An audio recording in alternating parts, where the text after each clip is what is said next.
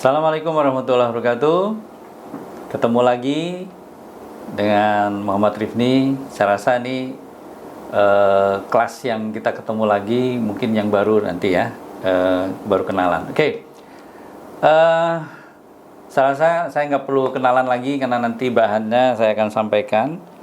Ini kelas F10418DE ya. Ketemu lagi udah setahun kita. Lalu juga kelas F10418DM ya, kelas Institut Setiami. Nah, ada yang pagi dan sore. Jadi Kamis ya, setiap Kamis jam 7.30 dan jam 17.00. Jadi silakan bagi yang tidak bisa pagi boleh ke sore. Kalau nggak bisa sore ya silakan ke pagi. Jadi silakan, ada 2 kelas disiapkan oleh kampus ya. Untuk mata kuliahnya Freight Management. Apa sih Freight Management ya? Tapi dalam hal ini saya ikuti RPS ya. Jadi pertemuan pertama kita ketemu dulu mengenai scope of freight forwarding. Jadi ternyata Freight Management ini adalah berarti barang ya, barang yang akan dipindahkan. Ya, bukan dikirim, dipindahkan dengan menggunakan transport atau moda transport dari satu titik ke titik lain. Jadi skopnya itu dulu. Siapa yang menjalankan? Yang menjalankan adalah freight forwarding. Sebetulnya kalau kita bicara apa sih freight management, itu tadi adalah, kalau manajemen berarti kan kegiatan ya. Jadi manajemen pengangkutan atau proses pemindahan barang secara efisien dan strategis ya, melintasi jaringan, jadi dari satu titik ke titik lain ya, dengan asal tujuannya sudah ditentukan yang diinginkan, menggunakan moda transportasi. Nah, dalam hal ini dengan menggunakan moda berarti ada perantara juga, dan juga ada teknologi sekarang ya. Jadi kita nanti akan Anda sudah pasti dapat logistik, e-logistik ya, supply chains. Nah, jadi freight management tadi adalah di situ ada nanti ketemu barang, udah pasti ketemu moda, ketemu perantaranya, itu adalah freight forwarding serta teknologi terakhir ya. Semua sekarang bersamaan tuh sekarang, karena sekarang ada juga mata kuliahnya Pak, e-logistik gitu ya. Nah, jadi manajemen tadi yang diangkut adalah atau yang dipindahkan adalah barang, maka disebut kargo ya. Jadi prosesnya sekarang ini skopnya adalah freight forwarding. Nah, oke, kita membahas freight forwarding itu sendiri deh. Siapa sih? Nah, apa sih freight forwarding? Berarti kata benda ya. Tadi kalau freight management berarti kata sifat ya. Tapi kalau transportasinya ya, menjalankannya berarti kata kerja. Nah, sekarang kita bicara kata bendanya adalah freight forwardernya atau freight forwarding. Bisa seorang, bisa juga perusahaan bertindak sebagai perantara. Jadi intermediary ya. Di mana dia kontrak atau menggunakan sarana moda transport. Bisa darat, laut dan udara ya. Jadi di internasional, the freight forwarder is an intermediary between the shipper and consignee. Jadi antara shipper consignee, and can be considered as a partner. Jadi bisa sebagai partner in the transportation of land, sea and cargo. Nah, sekarang berkembang ya, ada first mile, middle mile dan last mile nih. Kalau Anda sudah dengar suara itu. Nah, freight forwarding ada di mana? Di tengah-tengah. Ya, bisa sebagai tadi first mile-nya, di tengahnya dia ngambil barangnya, bisa middle mile sebagai tadi partner transportasinya ya. Bisa juga last mile sebagai tadi apa? Pengantarnya. Freight forwarding. Jadi perantara, intermediary. Oke. Jadi apa saja sih yang dilakukan oleh freight forwarding ini? Di sini adalah sebagai intermediary, sebagai advisor ya. Sebagai advisor itu dia akan memberikan arahan, memberikan tadi sebagai partner ya. Oke, pakai transportasi darat, laut, udara. Nah, dia sampaikan serta juga harga ya. Dia sampaikan advisory harga. Oke Pak, bisa Pak, harga pesawat malah lebih murah. Kenapa? Waktunya, gitu kan ya. Kecuali barangnya containerized, barangnya banyak, mungkin kapal laut. Oke, karena pesawat terbatas. Juga sebagai tadi apa?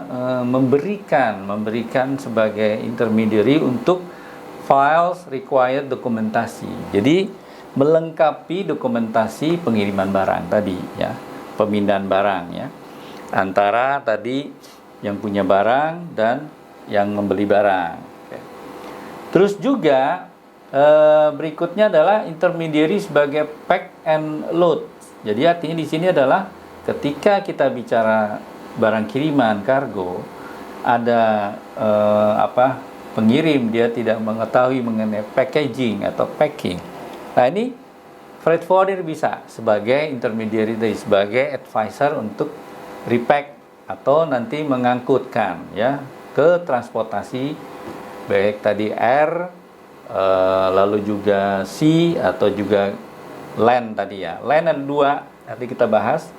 Land ada dua itu tracking dan train ya. Nah selanjutnya adalah clear goods towed local custom. Jadi through local custom ini adalah kalau sampai nanti ada kegiatan ekspor ya atau impor, berarti freight forwarding pun sebagai intermediary dalam hal kepabeanan ya. Jadi saya ambil dari literatur internasional bahwa freight forwarding ini adalah ketika dia melaksanakan tadi mau first mile, middle and last mile, yang sekarang ini sering kita sebut door to door, maka dia akan mempunyai fungsi, mempunyai intermediary tadi sebagai perantara, sebagai advisory yang memberitahukan mengenai transportasi apa yang dipakai, lalu dokumentasi yang diperlukan, lalu bagaimana packing, bagaimana pengangkutannya, dan mengenai kalau ada kepabeanan dia harus juga memberikan clear mengenai dokumentasi kepabeanan. Selanjutnya ya kalau di Indonesia kita bicara ekspedisi, angkutan barang, darat, laut, udara ya. Nah, terus apa saja yang produksinya ya ditawarkan oleh freight forwarding tadi adalah door to door service, di mana dijemput dari first mile dan door diantar ke last mile. Jadi dijemput, diproses angkutannya, lalu di tujuannya diantar sampai door. Bukan pintu ya. Door itu artinya door to diambil ya. Jadi door to door. Nah, jadi dijemput dan diantar. Lalu ada port to door service. Nah, sebagai intermediary, port to door service berarti dia menunggu di tempat angkutan tadi, mau angkutan daratnya atau darat, udara dan laut, ditunggu di pelabuhan. Jadi yang punya barang yang mengantar itu port. Nah sampai di sana door, di tujuan sana teman kita yang menjemput langsung door, diantar kepada penerima barang, itu port to door.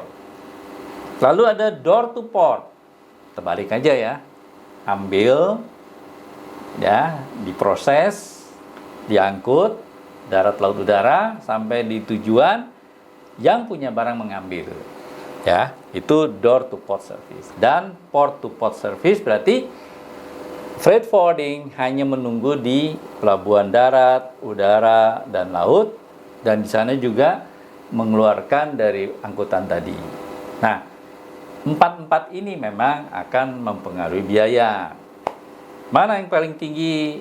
Yang paling tinggi jelas door to door. Artinya karena dijemput dari tempat barang dan diantar ke pembeli barang. Oke. Nah, jadi tadi sudah dapat apa saja kegiatan. Kegiatan dilakukan tadi dari 4 tadi, terus dari advisory tadi. Nah, sekarang berkembang pesat. Nah, kita bicara logistik ya kan. Kita bicara supply chain ya, mengingat kembali dari titik awal dari bahan baku sampai ke customer. Nah, apa saja yang dilakukan? Ini banyak ya. Saya ambil dulu 6 saja, yaitu handling services. Konsolidasi di konsol, di storage, disimpan dulu sementara, lalu packing, repacking kalau ada, lalu dokumentasi dan peraturan semuanya dilengkapi, dan custom broker. Nah, inilah yang dari tadi saya bicara 4, bicara door to door, dan semuanya ada 6 yang dilakukan. Nah, tinggal nanti perusahaan itu 6 ini sudah pakai I kan, e-logistik, lalu e-commerce, lalu pakai e-RW bill, e-bill of lading, seterusnya. Jadi bisa menjadi prinsipal, mewakili modanya, bisa sebagai agen. Ini freight forwarding untuk menjalankan apa tadi? Memindahkan barang dari satu tempat ke tempat lain. Oke, demikian sekilas dalam hal pertemuan pertama kita bicara freight forwarding. Nanti bahan kita akan sampaikan. Nah, di Zoom waktunya kita akan diskusi lebih panjang lagi ya. Demikian, ketemu lagi di pertemuan berikutnya. Terima kasih. Billahi taufiq wal hidayah. Assalamualaikum warahmatullahi wabarakatuh.